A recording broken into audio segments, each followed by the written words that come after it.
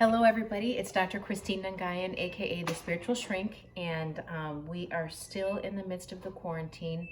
It's been about 2 months. I live in northern New Jersey and we started in mid-March and we're in mid-May. So everyone's starting to get stir crazy, as I am, as my husband is, our family, our friends, all my patients, colleagues, yeah, everybody. What I'm hearing over and over is that people are very frustrated with the fact that they've sort of not been exercising, eating right during this quarantine. And what I'm here today to do is to hopefully inspire you to kind of see this as an extremely unique opportunity. It's a weird, surreal reality that we are in right now. Most people don't have this time. Most people are commuting and so busy with their lives and taking kids to soccer practice and music lessons and basketball practice. So we're sort of in a space where you can't leave your house, and there is a lot more downtime. Whether we want to see that or appreciate that, there really is. So I'm hoping to come to you today to inspire you and maybe challenge you to let this be an opportunity to become in the best shape of your life. It might be a chance for many of us to look at our habits and our lifestyle and say, how can we do this differently and how can we do this better? I know there's going to be some limitations because a lot of people might not have access to certain types of groceries and foods, and I totally understand that. But doing the best that we can do, I wanted to talk to you about fitness and getting in shape today. So, a lot of my patients, I do weight loss counseling in my practice. And a lot of my patients, because there's a huge psychological element, I'm a psychiatrist, a huge perspective and behavioral health piece to being in shape, and to people that tend to overeat and emotionally eat. And so I like to look at it from both angles. I myself struggle with weight. It's the biggest battle I think adults face in their life. I was a heavyset teenager. So it really hit me at a time when it can be very personal when you're growing up in 14 and 15 and heavy set. And so maybe it imprinted a little bit more on me at a time when I was more motivated to do something about it. And I've been in the same weight pretty much since I was 18.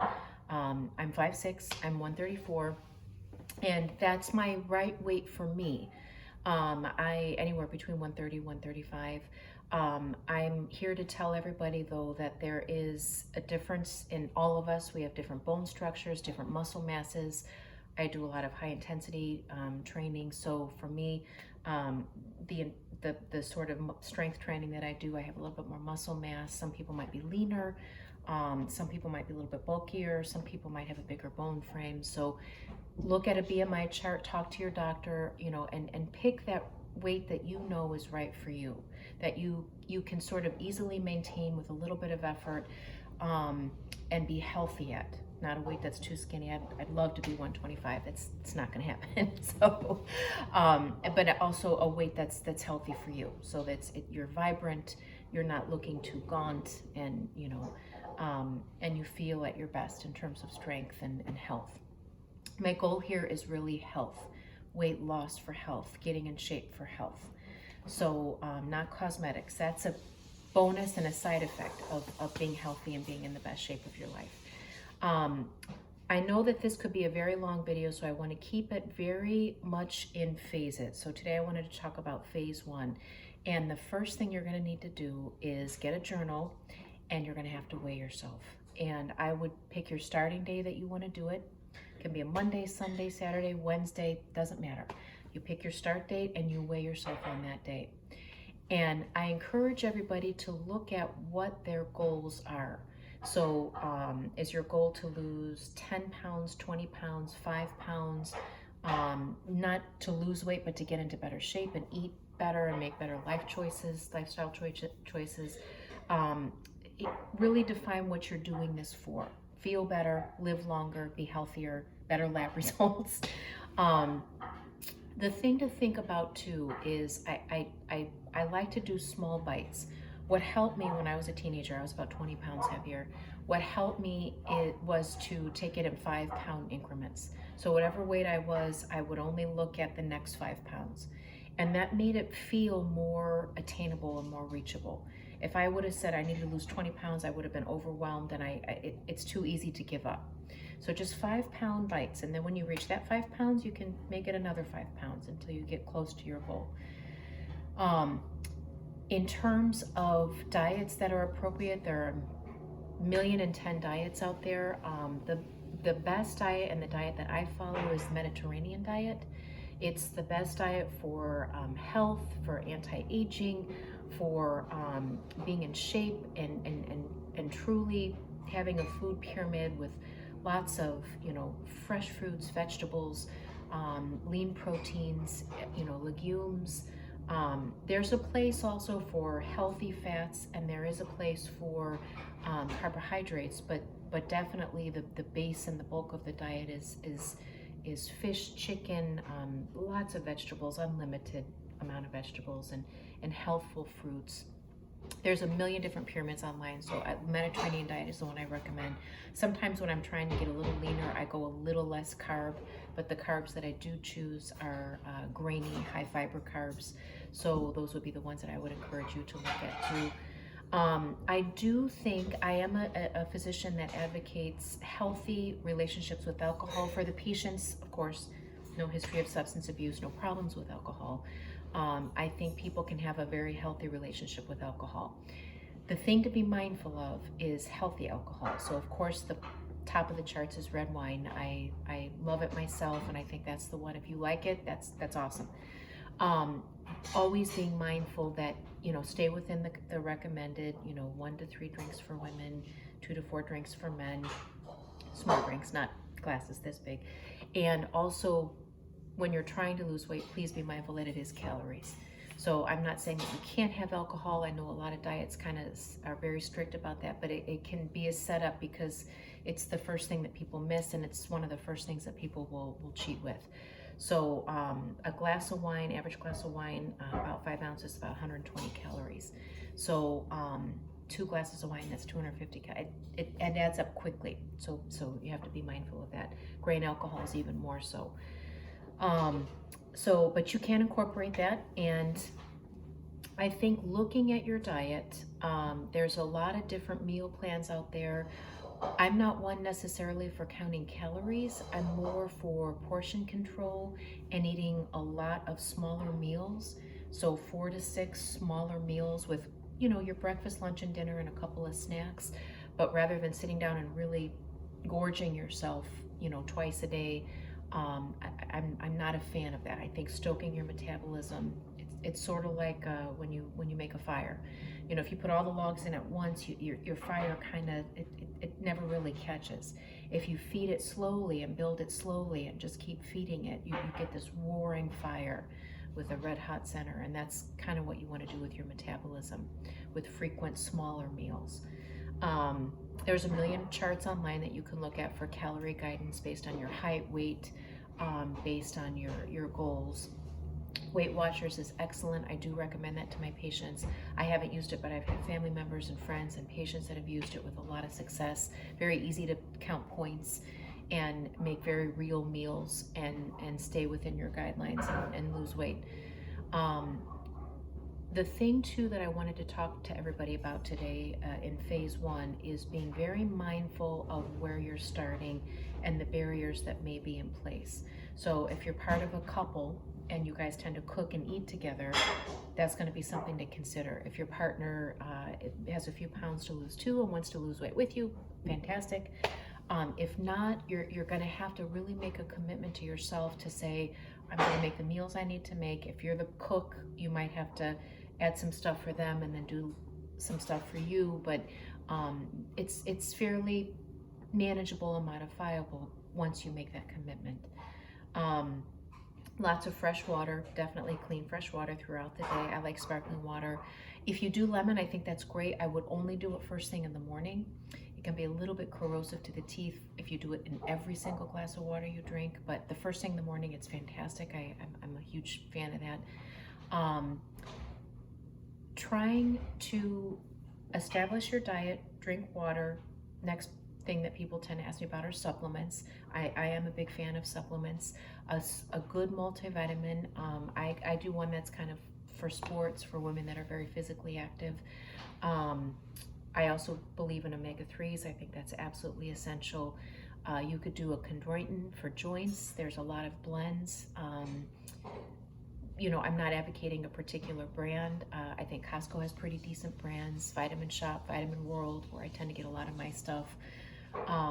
The other thing that I think is really helpful and can be an extremely effective addition to anyone that's trying to lose weight and be healthy are collagen supplements.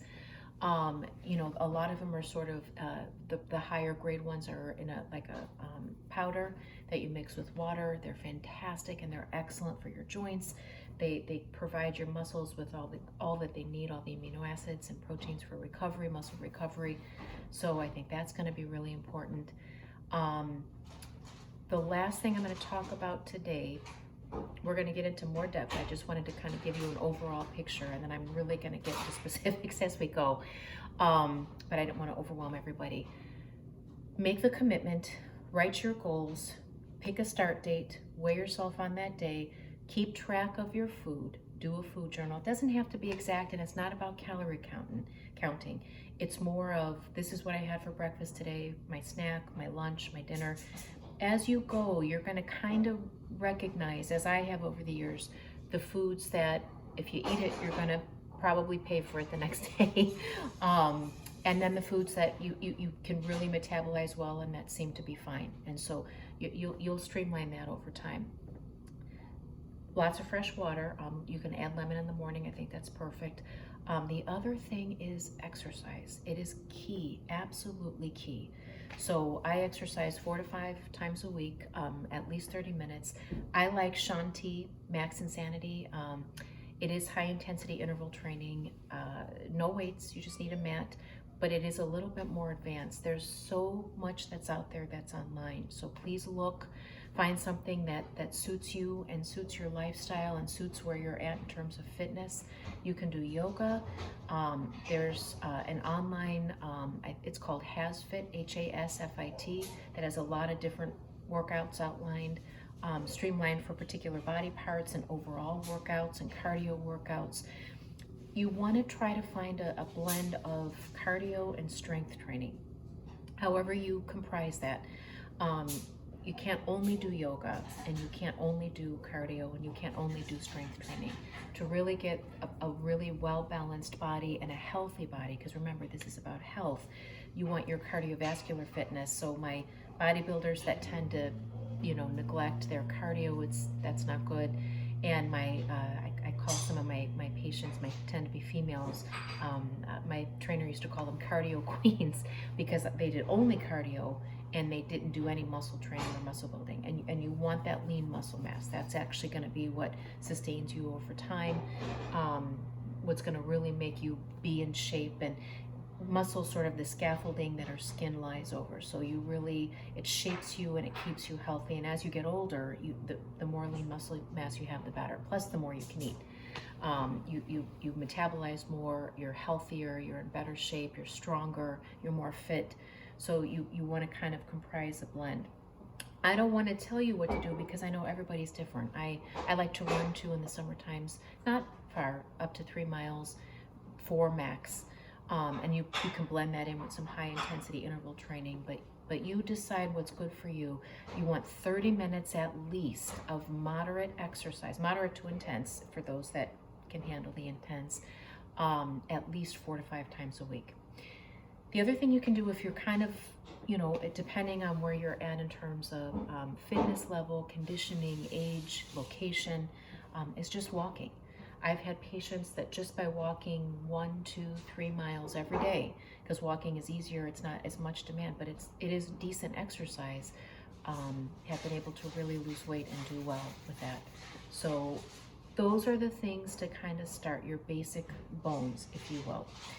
Looking at making a commitment, writing your goals, getting a journal, picking a start date, weighing yourself, keeping general track of what you're eating, and like I said, just kind of your meals and what's comprised in the meals.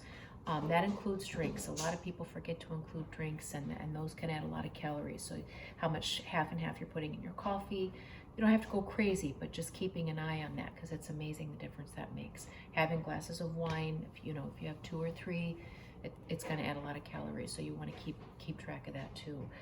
And then looking at who you're living in the house with, how this is going to work for you. It's a personal commitment to yourself. Exercising, picking the exercise program for you, supplements, because that's going to make a big difference for your overall health as well, and you're going to feel better and help your muscles rebuild and repair, because you're going to be using them more. The last thing is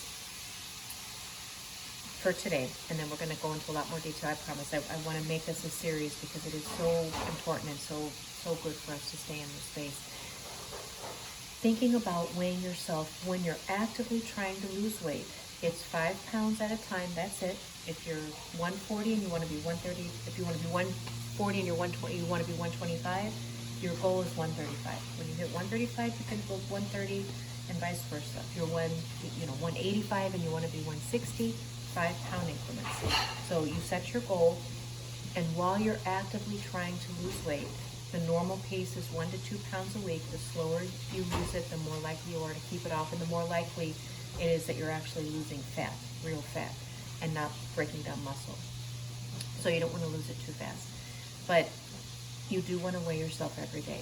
They've shown time and time again, active weight loss once a week, it still can be just enough that we kind of fudge and I don't know if you're somebody that has a history of an eating disorder, that you may not be a candidate for kind of doing this. That would be a different story. But for everybody else that sort of knows that they want to be accountable and kind of has a directive where they're going, and knows that this is going to be an important part of being accountable, weighing yourself every day can be really helpful, or every other day. Once you've maintained your weight, once you're at the weight that you want to be or close to it, you can do once a week. While you're losing weight, and all the newer diet programs and nutritionists are sort of a lot of them are of that ilk too. You really want to see what's happening day by day. Being aware that we retain water, being aware that there are going to be some days that you can't explain that your weight's going to go up and you did everything right. If you're building muscle and you haven't worked out in a while, that could also make your scale not budge or go a little bit in the wrong direction. But it just keeps you accountable. It keeps you aware and keeps your eye kind of on the goal. So whatever works for you, every day, every second day, even every third day, but a couple times a week, the more frequent, the better. But again, with the intention of active weight loss, healthy, active weight loss. 1 to 2 pounds a week is all you're looking for. So people, now in the beginning, when you have a lot of weight to lose, you might really, with intention, it's amazing how fast, the heavier a person is when they start, how quickly that weight comes off. So if you lose 5 pounds in the first week, it's good to know that you've lost 5 pounds, and then you want to kind of slow it down a little bit. Maybe you're going a little bit too low on the calories, or working out a little too intensely. And a lot of that is probably also water. So I hope this was helpful as a start. Like I said, I want to do a whole series. Please ask me any questions you like. I'm super available. I want people to seek professional help if there's something personally that you're struggling with and might be a block for you. Again, this is geared for the average person that is ready to healthily lose weight and is motivated to kind of do some work on their own. Anyone with an eating disorder, of course, any eating disorder, whether it's binging and purging, anorexia, please see a nutritionist and work with your doctor. And anybody with any particular medical conditions that you have to be careful of, also work with your doctor. But for those of us that are just at home in the quarantine and want to be as healthy as we can, this is an easy go-to way that you can start looking at your diet and your life and how you're approaching exercise and food, and put yourself in a little bit of a healthier category. I will be back with more, and I always love that you guys watch and appreciate it, and we've gotten a lot of positive feedback, so I hope this was helpful. Again, appreciate any comments, any questions. I'm happy to be here. Thank you so much. Take care, stay safe, and I'll be back next time. Take care.